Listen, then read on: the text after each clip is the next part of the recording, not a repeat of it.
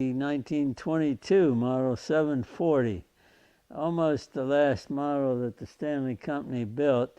There was a Model 750 built in 1924, but the 750 still looked exactly like the 740 for all intents and purposes.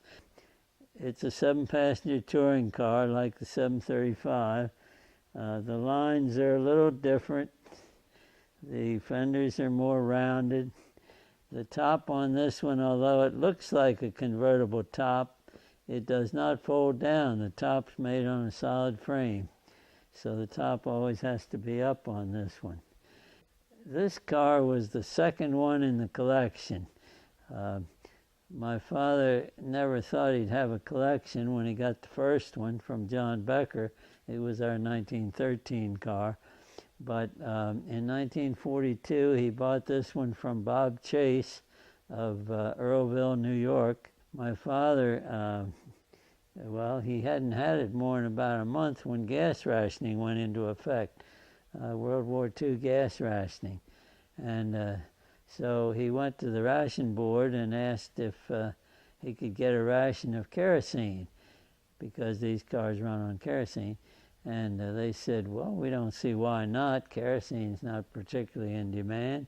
So they gave him a ration of something like 150 gallons of kerosene, which, kept him going for quite a while.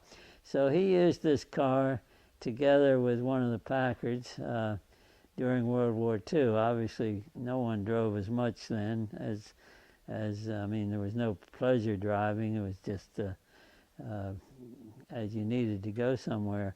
But in my father's case and my mother, once in a while they'd go to Rehoboth. We still had our property down there, and so they would go once in a while to check on things, and they'd often use this car because then they wouldn't have to use gasoline to get down there and back.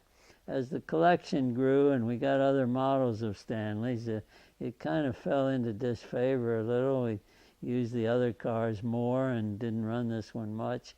But since the steam team's been in existence for 10 years now, this one has been a good training car. It's been used quite a bit, and it's still a nice running automobile.